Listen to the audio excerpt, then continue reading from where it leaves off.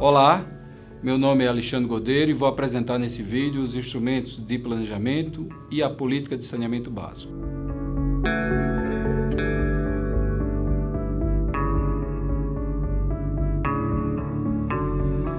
Bem, vamos começar apresentando o organograma do Ministério das Cidades, que tem a competência de atuar, através da Secretaria Nacional de Saneamento Ambiental, na formulação e coordenação das políticas urbanas. Políticas essas que têm como propósito ampliar o acesso aos serviços de saneamento básico no país e criar condições para a melhoria da qualidade da prestação dos serviços.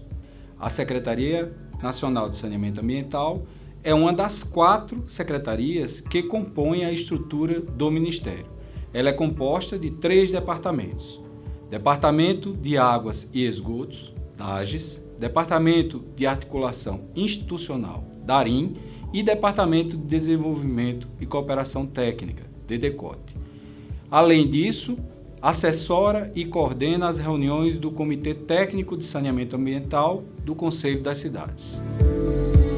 Os recursos disponibilizados pelo Ministério das Cidades, através da Secretaria Nacional de Saneamento Ambiental, podem ser transferidos de algumas formas: por meio do SICOMV, disponível para todos os municípios, e por transferências obrigatórias com recursos oriundos do Programa de Aceleração do Crescimento.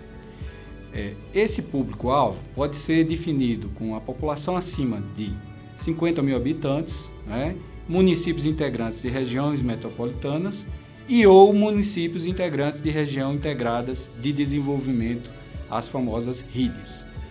E os municípios agrupados em consórcios públicos com população total acima de 150 mil habitantes.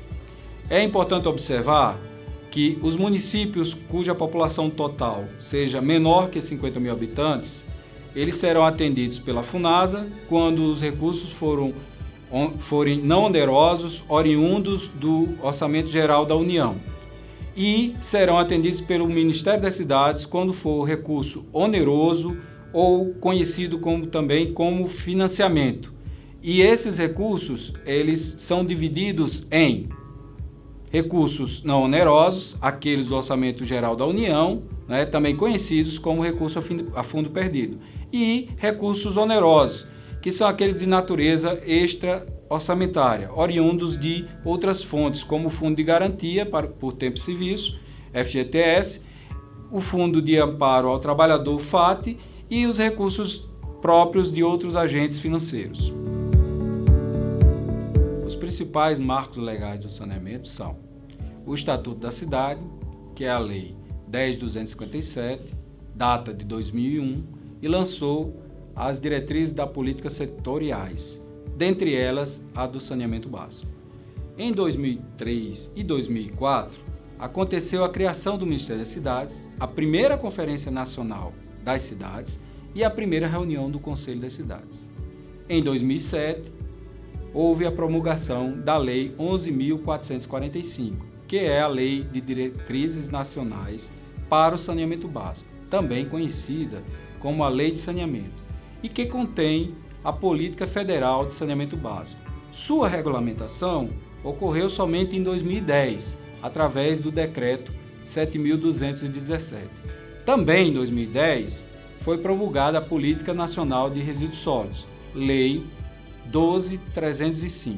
Finalizando este arcabouço, em 2013, ocorreu a instituição do Grupo de Trabalho de Acompanhamento e Implementação do Plano Nacional de Saneamento Básico, PLANSAB, através do Decreto 8141 de 2013.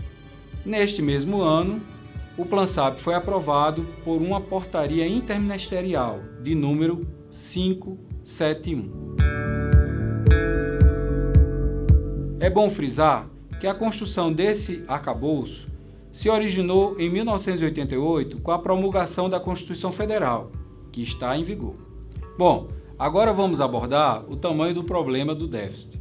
Os grandes desafios na busca pela universalização podem ser traduzidos nos déficits apontados pelo Plano Nacional, PLANSAB, em 2010. Os dados mostram que existem 65 milhões de pessoas com acesso precário ao abastecimento de água, sujeitos a intermitências prolongadas e com problemas de quantidade e qualidade no fornecimento. Existem também cerca de 114 milhões que constituem o déficit de atendimento de esgotamento sanitário e 27 milhões que sequer possuem acesso à coleta regular dos resíduos sólidos. Os dados referentes à drenagem urbana, já em 2010, eram muito frágeis e hoje são bastante imprecisos para apresentar um quadro mais apurado deste componente. Bom, não bastassem os déficits apresentados, temos que considerar os impactos provocados nos setores que têm estreita ligação com o saneamento básico, como, por exemplo, a saúde, o meio ambiente e os recursos hídricos. Então, senhores e senhoras, há muito o que fazer na busca da universalização dos serviços de saneamento básico. O artigo 2º da Lei 11.445 traz relacionados os princípios que os serviços públicos de saneamento básico deverão ser prestados, ou seja, com universalização do acesso, integralidade, adequação à saúde pública e à proteção do meio ambiente, adequação à segurança da vida e do patrimônio público privado, consideração às peculiaridades locais e regionais, articulação com as políticas setoriais, sustentabilidade econômica, consideração à capacidade de pagamento dos usuários, transparência das ações através de sistema de informações, participação e controle social, segurança, qualidade e regularidade e integração com gestão eficiente dos recursos hídricos. Após conhecer os princípios do saneamento básico, cabe esclarecer que, de acordo com o artigo 3º da Lei 11.445, o saneamento básico é definido como um conjunto de serviços de infraestruturas e instalações operacionais de 4 componentes: abastecimento de água potável, esgotamento sanitário, limpeza urbana e manejo de resíduos sólidos e drenagem e manejo de águas pluviais urbanas. Agora, falaremos um pouco sobre os pilares da gestão dos serviços de saneamento básicos expressos na Lei 11.445, que são planejamento, prestação de serviços, regulação e fiscalização e controle social. A concepção da gestão expressa na Lei 11.445 mostra que o controle social deverá ser garantido em todas as funções da gestão, ou seja, deverá permear os demais pilares do saneamento básico. A participação social nas funções da gestão, compreendidas como o planejamento, a regulação, a fiscalização e a prestação de serviços do setor de saneamento, deverá ser a mais abrangente possível, desde o poder local, academia, movimentos sociais, até associações, etc. O Plano Nacional de Saneamento Básico tem as seguintes diretrizes. Primeiro, é um instrumento de planejamento da Política Federal de Saneamento Básico, com foco na universalização do acesso aos serviços de saneamento básico. Segundo, incorpora o conceito de atendimento adequado dos serviços com qualidade e quantidade e de forma contínua. Terceiro, trata das ações e procedimentos que irão orientar a política pública de saneamento básico nos próximos 20 anos. Quarto, inclui metas, investimentos e programas para os 4 componentes que citamos há pouco. Propõe medidas estruturais, obras e estruturantes, melhoria da gestão. Para conhecer mais detalhadamente o PlanSab, acesse o link www.cidades.gov.br/PlanSab. Outro instrumento de planejamento local, de responsabilidade indelegável do titular, é a elaboração do Plano Municipal de Saneamento Básico, que deve acontecer segundo algumas premissas. Primeira, de forma participativa em todas as suas fases. Segunda, contemplar os 4 componentes de saneamento básico. Terceira, ser compatível e integrado com todas as políticas e planos do município. Quarto, contemplar toda a área do município, entendido como urbano e rural, adensadas e dispersas. Ser revisto a cada 4 anos e ter o alcance de 20 anos. A elaboração do Plano Municipal de Saneamento Básico proposto pela Secretaria Nacional de Saneamento Ambiental tem sua divisão feita em fases e etapas, sendo a fase 1 o planejamento do processo, que compreende a etapa 1, constituição dos comitês de coordenação, participação e comunicação social, e a etapa 2, que é a elaboração do plano de trabalho, termo de referência, planilha de custos e edital de licitação. Na fase 2, temos a elaboração do plano propriamente dito.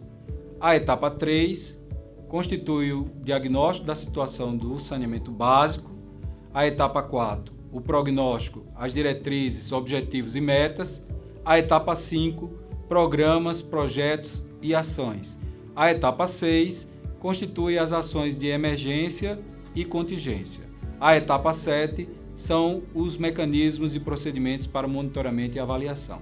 A fase 3 e a última é a fase da aprovação do plano de saneamento básico, cuja etapa 8 é a aprovação desse próprio plano e de seus produtos pela população e pelos conselhos municipais, além da própria Legislativo Municipal. Então, além do conhecimento técnico, da capacitação e da decisão de fazer o plano, nós temos como documentação necessária para a elaboração do plano municipal o termo de referência, o plano de trabalho, a planilha orçamentária e o desafio de montar o edital de licitação. Bom, falando um pouco sobre a participação social nos planos de saneamento, podemos dizer que a prática do planejamento é uma ação técnica e política. O processo deve ser participativo, como já falamos, em todas as fases, contemplando um olhar técnico e do agente social. Deve ser prevista também capacitação para a participação em todos os momentos do processo. Devem ser previstos mecanismos de disponibilização das informações. Além disso, também é preciso observar essa participação social como um instrumento de gestão democrática da informação e do próprio plano de saneamento. Como podemos ver, são exemplos de forma de participação social na elaboração de um plano de saneamento básico. A participação direta em reuniões e debates, pesquisas, cursos, seminários, etc., a participação em atividades específicas, como audiências públicas e conferências, e a participação realizada por representantes em comitês, conselhos, etc. Vamos falar agora um pouco sobre os desafios mapeados para a elaboração do plano de saneamento básico. O principal entrave é a descontinuidade da política e das equipes técnicas nos municípios. Podemos citar também a garantia ou a falta de garantia da efetiva participação do controle social, a hierarquização das necessidades, a articulação deste plano que está sendo elaborado com os demais planos, como por exemplo diretor, plano de habitação, plano de mobilidade, etc., a existência de dados e informações e a efetividade das ações do plano após sua aprovação, ou seja, tirar as diretrizes, tudo que foi construído no plano para a realidade. Vamos destacar agora as oportunidades que identificamos durante o processo de elaboração dos planos de saneamento. São elas: legitimação do saneamento pela população, incremento à gestão do saneamento, melhoria da qualidade de vida da população, construção do processo de aquisição da cidadania, promoção da saúde pública e do meio ambiente, eficiência na utilização dos recursos e construção do caminho à universalização e qualidade dos serviços. Bem, meus jovens, acabamos de ter uma visão geral dos instrumentos de planejamento e a política de saneamento básico. No curso completo, cada ponto aqui falado será mais bem detalhado e aprofundado. Foi um prazer estar com vocês. Até logo e bons estudos.